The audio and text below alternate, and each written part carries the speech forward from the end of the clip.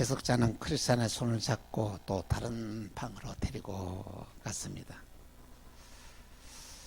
그런데 캄캄한 밤에 남자가 고개를 푹 숙이고 한숨을 쉬고 있었습니다. 마치 삶의 의욕을 모두 잃어버린 사람같이 보였습니다. 크리스찬은 그에게 가서 묻습니다. 당신은 무슨 죄를 지었길래 여기서 이런 고통을 당하고 있습니까? 그랬더니 말합니다. 저는 올바른 신앙이었습니다. 구원의 확신이 있었고 천국에 들어갈 것도 저는 확실히 믿었습니다. 그리고 신앙생활을 하면서 많은 헌신된 삶도 살았습니다. 그런데 어느 날 내 마음속에 마음이 완고해지면서 그 속에 사탄이 내 마음에 들어왔습니다. 사탄이 내 마음에 들어오는 게 한 순간 나를 다스리고 지배하게 되었고 나는 점점점 더 완고한 자가 되었습니다. 그래서 나는 누구의 권면이나 지도도 받지 않았습니다. 그리고 하나님의 말씀도 내게 들리지 않았습니다. 이렇게 말했습니다. 그리고 저는 세상의 부귀 영화에 내 마음이 다 빼앗기고 말았습니다. 그래서 저는 하나님께 버림을 받았던 것입니다. 그런데 이 모든 것이 너무 허황된다는 게 한 사실을 내가 그 위에 깨달았지만 내 마음을 돌이킬 수가 없습니다. 이로 인하여 나는 예수님을 다시 십자가에 못 박게 되었고 하나님의 노여움을 더 사게 되었던 것입니다. 그래서 제가 오늘 이렇게 살아가고 있습니다. 그래서 저는 그분에게 이렇게 말합니다. 아니, 다시 희망을 가지세요. 하나님은 너그러우신 분이라서 우리가 어떤 허물이 있고 어떤 죄가 있어도 우리가 다 회개하면은 하나님이 다 우리의 허물과 죄를 용서해 주십니다. 그렇게 했더니 이 청년이 고개를 짤랑짤랑 들면서 그렇게 말합니다. 저는 회개가 되지 않습니다. 누가 이 절망의 몸에서 나를 건져줄 수 있게 했습니까? 이렇게 말한 것을 지켜보던 귀한 해석자는 크리스찬에게 이렇게 말합니다. 이 비참한 현실을 보십시오. 마귀에게 꼬임을 받았어. 그 유혹대로 살아가면은 사람이 이렇게 됩니다. 그렇게 말을 하였던 것입니다. 사랑하는 성도 여러분, 여러분은 어떻게 신앙생활을 하고 있습니까?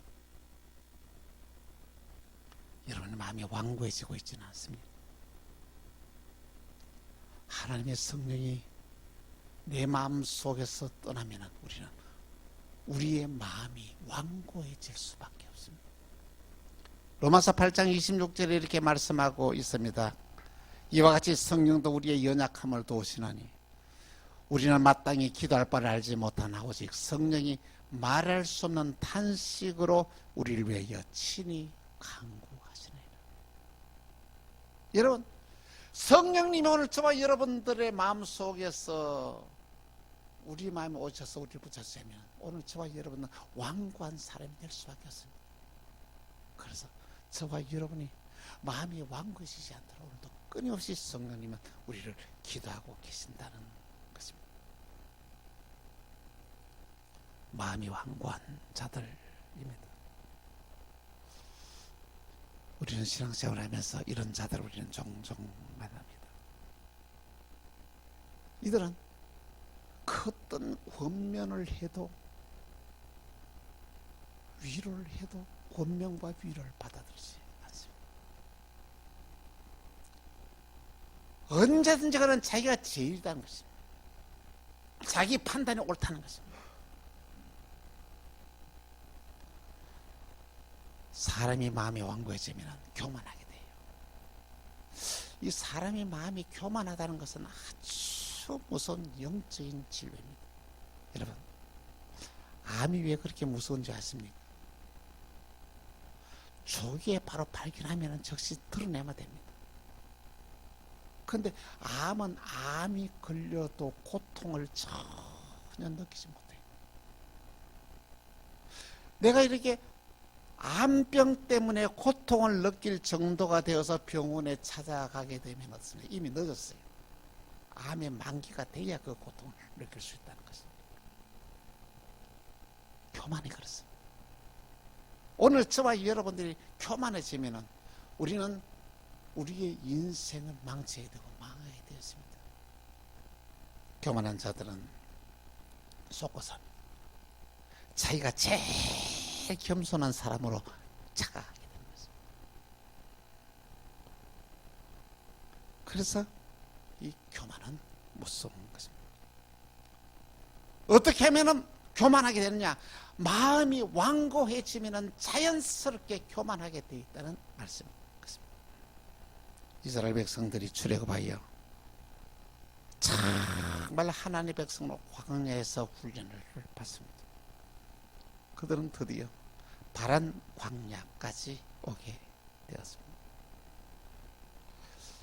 모세는 그 이스라엘 백성의 각 12지파 가운데서 저자 가운데 가장 유능하고 능력 있는 한 사람씩을 뽑습니다. 12사람을 뽑아서 가나안 땅의 정탐꾼으로 이렇게 보냅니다.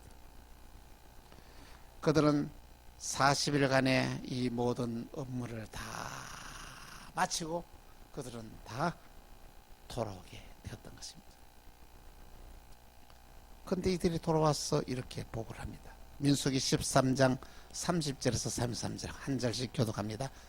갈렙이 모세 앞에서 백성을 조용하게 하고 이르되 우리가 곧 올라가서 그 땅을 취하자 너희 이기리라 하나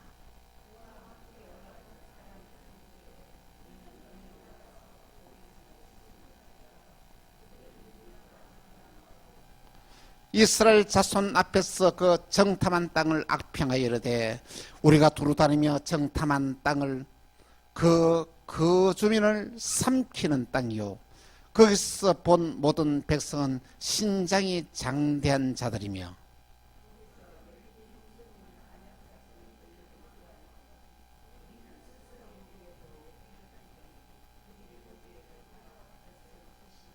아멘. 여러분 왜 그럴까요? 똑같은 현장에서 똑같은 상황을 보고 난데도 두 부류의 보고는 다릅니다. 갈렙은 말합니다. 우리가 올라가자. 우리가 그 땅을 취하여 이기리라. 믿음의 보고를 합니다. 가나안이 아무리 강해도 우리는 그들을 이길 수 있다. 왜냐하면 하나님이 우리와 함께 계시기 때문입니다. 우리는 왜 체험하지 않느냐? 그 세계 최강의 나라의 바로를 우리는 굴복시켰다. 누가? 하나님. 하나님의 능력으로 우리는 홍해를 육지처럼 건너왔다. 올라가자. 우리가 싸워서 이기리라. 그렇게 말합니다. 그런데 10명의 정탐꾼은 달랐습니다. 이들은 보고는 하나님을 떠난 불신앙에 보고 있습니다. 여러분, 하나님을 떠났다.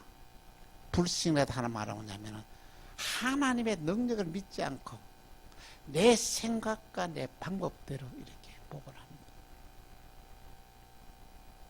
10명의 정탐꾼은 어떻게 보고합니까? 가나안의 성벽은 너무 높고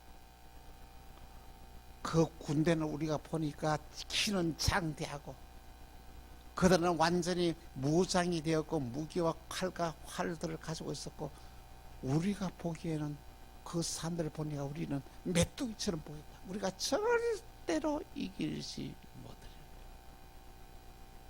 여러분, 누구의 복음 맞습니까? 요소와 갈렙의 보고가 맞습니까? 아니면 10명의 정탐꾼의 보고 맞습니까? 10명의 정탐꾼의 보고 맞는 거예요. 팩트에 근거한 보고입니다. 하나도 틀린 게 없었어요. 그건 무엇입니까? 그러나 그들에게는 믿음이 없었어요. 하나님이 함께하는 데는 증거가 없었다는 것입니다. 오늘 저와 여러분의 신앙의 삶 가운데서, 여러분의 하루하루의 삶 가운데서도 여러분 어떻게 뭘 믿고 삽니까? 나를 믿고 삽니까? 내 주위에 있는 사람을 믿고 삽니까? 우리 손자. 나를 믿으면, 내 주위의 사람을 믿으면 믿는 만큼 내가 피해다. 그러나 하나님을 믿고 하나님의 약속을 믿고 살아가면 여러분의 길이 열리게 되고 문제가 해결되는 역사가 일어나게 된다는 말씀인 것입니다. 그런데 하나님은 이들의 보고를 다 듣고 계셨습니다. 이들의 하는 행동을 지켜보고 있습니다. 그래서 민수기 14장 1절에서 4절 보니 이렇게 말하고 있습니다. 같이 통독하시면 시작. 온 회중이 소리를 높여 부르짖으며 백성이 밤새도록 통곡하였더라. 이스라엘 자손이 다 모세와 아론을 원망하여 온 회중이 그들에게 이르되 우리가 애굽 땅으로 죽었거나 이 광야에서 죽었으면 좋았을 것을 어찌하여 여호와가 우리로 그 땅으로 인도하여 칼에 쓰러지게 하려 하는가?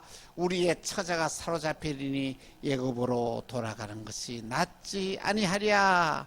이에 서로 말하되 우리가 한 치부간을 세우고 애굽으로 돌아가자 하라. 여러분, 여기서 애굽으로 돌아가자 하는 말은 아니고 신앙 버리고 세상으로 돌아가자는 것이에요. 애굽으로 돌아가자는 것은 하나님의 말씀이 소용없고 내 생각과 내 방대로 살자는 것입니다.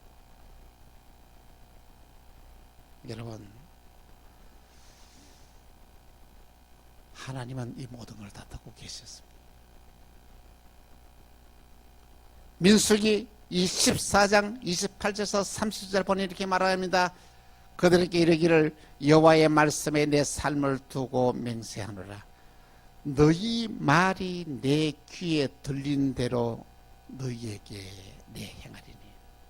너희 말이 내 귀에 들린 대로 내가 너희에게 행하리니.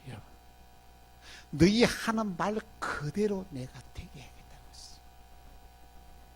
무슨 것입니까?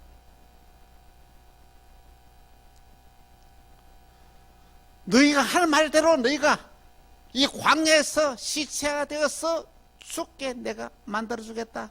그러나 여분의 아들 갈렙과 여호수아 그는 나를 믿었기 때문에 그는 약속의 땅에 들어가게 하겠다는 말씀인 것입니다.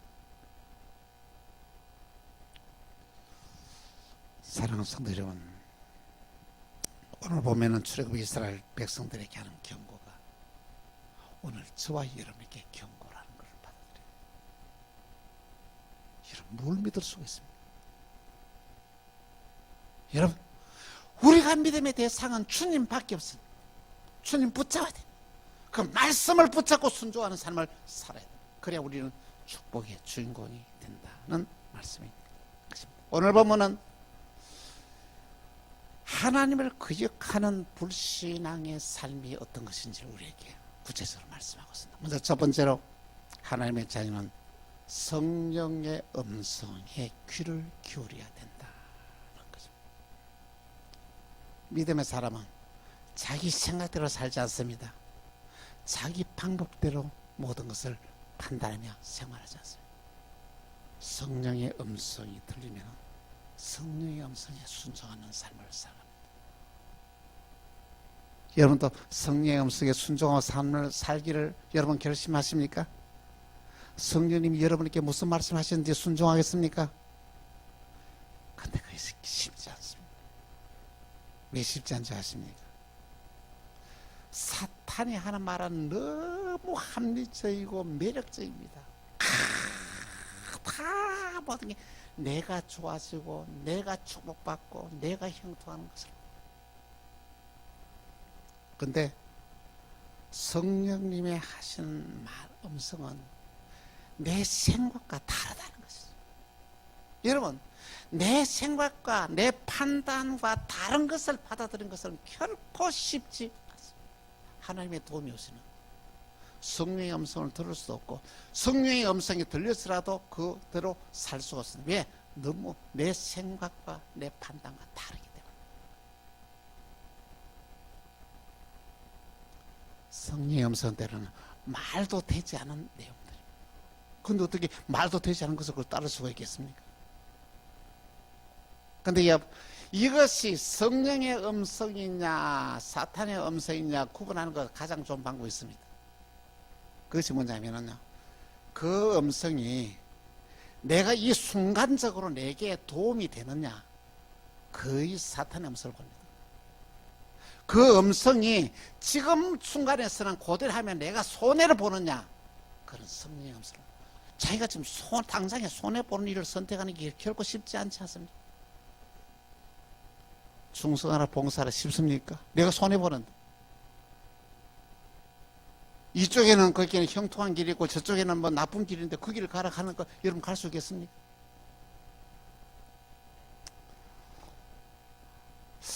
지난 28년도 저는 참 목회를 하면서 하나님이 나에게 주시는 큰 은혜가 있었다면 성령의 음성이 듣길 때에 내가 그대로 순종할 수 있다는 것입니다. 양평에서 안정된 목회를 하고 있었습니다. 그때 장경 목사님에게 그 교회 딱한 어려운 사정들을 알고 자기가 도무지 거기 있을 수가 없으니까 자기가 10월에도 오겠다는 것이죠. 그 주위에 있는 목사님들에게 해서 야, 네가 걸로 가라. 내가 이 사람을 소개시키고 저 사람을 소개시키다가 안 가겠다는 거예요. 이 교회 형편을 잘 아니까 안 가겠다는 거예요. 그때 성령의 음성이 듣기로 야, 네가 가라는 것이죠. 예? 네가 그렇게 기도하지 않았냐는 것이.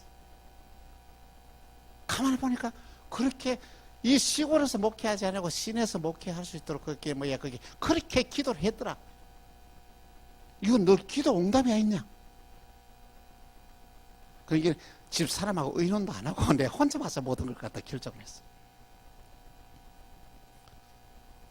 광명만나게 보이면서 세상에 한 달도 되지 않은데 교회 집 잡고 온 교인들이 헌금을 작정하고 하자는 거예요. 여러분, 교회 형편을 내가 알았으면 일을 시작하지 못했을 거예요. 그렇게 교인들이 어려운 줄 난 몰랐어. 그래서 그 일을 지나가면서 나 뻥뻥 사고가 터집니다. 그래서 그 교회를 수리를 하고 마시는데 아유, 세상에 수리를 다 좋아했어. 수리를 해나게 권사님 다 좋아했잖아요. 그런데 기도하는 가운데서 하나님 뭐냐면 왜 교회 네가 지겠다고 기도해놓고 왜 그게 수리하고 가냐 이러냐는 거죠. 예? 하나님이 그 기간 동안에 교회를 지을 수 있는 길을 열어주셨어. 그 뭐냐면 미국에 있는 그 박정문 자매님 와가지고 교회 지분이 절반이 개합이 되는 것 같다가 교회 헌금을 함으로써 이제는 전에는 절대 이 건물을 담보라고 돈을 빌릴 수 없는데 돈을 빌릴 수 없는 길을 하나님이 열어줬나죠. 그거는 교인들의 믿음이 아니고 너 믿음의 문제로. 예? 새벽기도 하고 난다. 가만히 보니까 지금 지을 수 있거든. 왜? 이 건물을 담보를 하고 돈을 빌릴 수 있는 길이 열렸다는 거예요. 교인들 설득심이 힘이 들었습니다. 근데 그 설득에 돈이 한 산도 없어서 전액을 다 그끼리 돈은 그끼리 수리한테 헌금에는 다 쓰고 한 푼도 없었어요. 선액을 1억 5천을 빚을 내가지고 전액 교회를 지었다. 근데 언제? 그러고 난 뒤에 보니까 딱 교회 건축이 막혀버렸어요. 그때 안 지었으면 교회가 없어요. 뉴타운 재개발 발표되면서부터 이제는 손도 못 대게 되는 거예요. 수리도 못하게 됩니다. 누가 했습니까? 내가 했습니까? 성령님이 하셨어요. 하나님 하셨어요. 그리고 그때 기도했습니다. 하나님, 앞으로 뉴타운 재개발이 되는데 빚 없이 교회가 짓게 해달라고 했어요. 그 말이 되는 이야기입니까? 응? 그 어마어마한 공사를 어떻게 빚 없이 교회를 지을 수 있도록 하죠? 그는 믿음으로 계속 선포했습니다. 하나님이 일하셨습니다. 상상을 초월한 액수로서의 이 금액에 그 보상금을 받게 되어서 그 일들이 이루어져요. 누가 했었어요? 내가 했습니까? 성령님이 하셨습니다. 하나님이 하셨습니다. 내가 한 거 아닙니다. 내가 한 게 뭡니까? 성령님이 음성을 줬을 때 그것을 놓치지 않고 내 그대로 시행해 온 것밖에 없다는 것입니다. 생각해 보십시오. 그때 상황을 볼 때는 다 어려웠어. 양변 뱃속이 더 좋았고 여유가 있었고 여기는 힘들고 그렇습니다. 내가 여기 온 게 잘못되었습니다. 내가 오는 것을 해서 내가 망했습니다. 우리 교회도 부자가 되고 우리 가정도 부자가 되겠습니다. 누가 했습니까? 성령님 하십니다. 여러분과 저가 성령의 음성이냐 성령의 음성이 아니냐 하는 구분이 뭐냐면 그 순간에 일을 했을 때 내게 도움이 된다고 생각하면 이건 다 성령의 음성이 아니다. 내가 손해보는 것, 내가 희생하는 것을 내가 선택하면 거기 뒤에는 엄청난 축복이 그 속에 들어있다. 이걸 교인들이 깨닫지를 못한다. 우리 모두 성령의 음성에 귀를 기울이고 믿음에 결단하고 순종하는 저와 여러분 되기를 주 예수 이름으로 축원합니다. 두 번째로는 마음을 완고하게 하지 말라. 여러분 우리의 마음이 완고해지면 아무것도 들리지 않습니다. 마음이 완고하다는 것은 마음이 굳어졌다는 것입니다. 우리의 마음이 굳어지고는 우리는 아무것도 할 수 없는 자가 됩니다. 마음이 완악하면 하나님이 미워하는 삶, 하나님을 거역하는 삶을 살게 됩니다. 출애굽한 이스라엘 백성들을 보십시다. 이들의 삶이 뭡니까? 정말로 하나님이 제일 싫어하는 일만 하면서 살아갑니다. 히브리서 13장 8절에 이렇게 말하고 있습니다. 그러므로 성령이 이르신 바와 같이 오늘날 너희가 그의 음성을 듣거든. 히브리서 3장 8절. 히브리서 3장 8절. 광야에서 시험하는 날에 거역하던 것 같이 너희의 마음을 완고하게 하지 말라. 오늘 저와 여러분의 마음이 완고하면 교만하게 되고 교만하면 우리는 망하게 되는 것입니다. 마음이 완고한 자는 그 어떤 희망도 소망도 없습니다. 마음이 완고해지면 하나님의 은혜를 받을 수가 없습니다. 마음이 완고한 자에게는 성령님이 그 안에 거하지 않습니다. 이 가장 성령님이 내 안에 나를 주장하고 다스려야 된다는 거죠. 마음이 완고하면 하나님을 시험합니다. 끊임없이 하나님을 시험한다. 하나님을 시험한다는 것은 뭐냐? 하나님께 불만과 불평을 타고 토로하는 삶. 얼마 전에 제가 깨달았습니다. 여러분 언제 불평합니까? 내가 원한 대로 이루지 않으면 그 하나님 불평하지 않습니까? 그런데 놀라운 사실은 내가 원하는 길과 원하지 않는 길이 있는데 축복의 길이 가만히 보면 내가 원하는 길대로 행했으면 망하는 거예요. 원하지 않은 길대로 하나님이 인도하시는데 그 길이 축복이라는 사실을 저는 그 뒤에 깨닫게 되었습니다. 히브리서 3장 9절에 이렇게 말씀하십니다. 거기서 너 열조가 나를 시험하여 정하고 40년 동안 나의 행사를 보았다. 하나님이 함께 하시다 놀라운 사실을 보면서 어째나 하나님을 시험하면서 살아간다는 것입니다. 오늘 우리의 삶이 하나님을 시험하는 삶이 아니에요. 내 원하는 대로 이루어지지 않는다고 하나님 앞에 불평하고 살지 않습니다. 여러분의 원하는 대로 이루어지지 않아도 괜찮아요. 그게 축복의 길이라는 걸 알아야 됩니다. 나를 이끄시고 이런 일을 얘기하는 것을 하나님 무조건 감사합니다라고 믿음으로 받아들이는 여러분 되시길 바랍니다. 세 번째로 믿지 않은 자는 약속의 땅에 들어가지 못합니다. 여러분 이스라엘 백성들은 하나님의 살아계신 체험을 매일 했습니다. 행군할 때 무슨 하늘에 구름이 떠가지고 쫙 가려져서 시원하게 합니다. 밤에는 불기운을 내려줘서 그 사막의 이 온도를 갖다 따뜻하게 해줍니다. 매일 체험하면서도 처음에는 기적이었는데 그 기적이 계속되니까 그것이 오히려 일상이 돼버리고 그 기적인 줄 모르게 되는 거죠. 여러분, 히브리서 3장 13장 18절에 19절에 이렇게 말씀하고 있습니다. 같이 시작. 또 하나님이 누구에게 맹세하사 그의 안식에 들어오지 못하리라 하셨느냐? 곧 순종하지 아니하는 자들에게가 아니냐? 이로 보건대 그들이 믿지 아니하므로 능히 들어가지 못한 것이라. 여러분, 오늘 저와 여러분 어떻습니까? 순종하지 않으면 안식에 들어가지 못합니다. 이 안식은 하나님 우리에게 언약하신 축복의 세계입니다. 이 안식은 영원한 천국에 들어가는 놀라운 사건인 것입니다. 이스라엘 백성들은 한평생 동안에 어떻습니까? 하나님 원망하면서 애굽으로 돌아가자! 이 말은 뭐예요? 내 마음대로 살겠다! 소리치면서 살았습니다. 근데 이들은 하나님의 약속의 땅에 들어가지 못했던 것입니다. 여호수아는 하나님의 약속의 말씀을 믿었습니다. 여호수아 관련 그 약속대로 그들은 약속의 땅 가나안에 들어갔다는 것이죠. 이것은 오늘 저와 여러분에게 여호수아와 갈렙의 신앙을 가지고 믿음으로 순종하면 이 세상을 살면서 축복된 삶을 살게 된다는 말씀인 것입니다. 그리고 영원한 약속의 땅에 들어간다는 약속인 것입니다. 애굽에서 나온 이스라엘 백성들은 한 사람도 약속의 땅에 들어가지 못하고 광야에서 출생한 사람들이 약속의 땅 가나안에 들어가야 된다는 것입니다.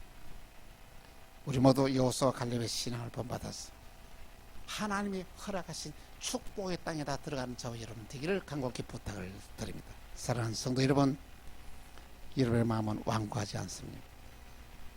마음이 완고하면 하나님의 은혜를 받을 수가 없습니다. 마음이 완고하면 성령의 음성을 들을 수가 없습니다. 마음이 완고하면 성령의 음성이 들려도 그대로 행동할 수가 없습니다. 순종하는 삶을 살 수가 없습니다. 오늘 본문 우리에게 말합니다. 너희의 마음을 완고하게 하지 말라. 하나님의 성령의 기름 부음이 오늘 저와 여러분에게 늘 충만하지 않으면 우리는 완고해질 수밖에 없고 교만해질 수밖에 없는 존재입니다. 여러분, 우리 그런 자입니다. 성령님 도와주지 않으면 우리는 그런 자입니다. 우리의 신앙의 삶 가운데서 하나님을 향한 정말로 헌신된 마음과 믿음 생활에 즐거움이 없으면 우리의 마음이 완고해지고 있다는 점을, 나의 삶 속에서 감사가 없어지고 불평과 불만이 가득하게 진다면 내 마음이 완고해지고 있다는 점을, 다른 사람의 배려가 없이 내 욕심과 탐심에 사로잡혀 살아가면 내 마음이 완고해지고 있다는 증거. 우리의 기도가 진실성에서 벗어나 위선적인 기도로 바뀌어지면, 가식적인 기도로 바뀌어지면 내 마음이 완고해지고 있다는 증거. 우리의 완고한 마음을 회개해야 됩니다. 사람이 완고하면 이 청년처럼 회개할 수 없게 됩니다. 우리의 마음이 완고해지지 말아야 합니다. 성령의 기름 부음의 은혜가 여러분께 충만하기를 바랍니다. 하나님의 은혜가 우리에게 충만하면 우리의 마음이 부드러워져요. 하나님이 이 부드러운 땅에다가 곡식이 씨가 떨어졌을 때 뿌리를 내리면 딱딱하면은 하나님 말씀이 떨어지니까 씨를 못 뿌립니다. 우리의 마음이 부드러워서 어떤 하나님의 말씀이 나한테 자꾸 신겨져서 30배, 60배의 100배의 축복을 맺는 저와 여러분이 다 되기를 바랍니다. 우리 모두 완고한 마음에서 벗어나서 은혜가 넘치는 축복의 삶을 살아가는 오늘 저와 여러분 되시기를 주 예수 이름으로 축원합니다. 기도하겠습니다. 주님 감사합니다. 우리의 마음을 완고하게 하지 않게 하시고 하나님의 성령의 기름 부으심으로 겸손한 자가 되게 하시고 마음이 부드러운 자가 되게 하셔서 어떤 하나님의 말씀도 믿음으로 아멘 받아들이고 순종하는 삶을 살 수 있는 능력을 우리에게 허락하여 주옵소서. 사랑합니다. 축복합니다. 주 예수 그리스도 이름으로 기도합니다. 아멘.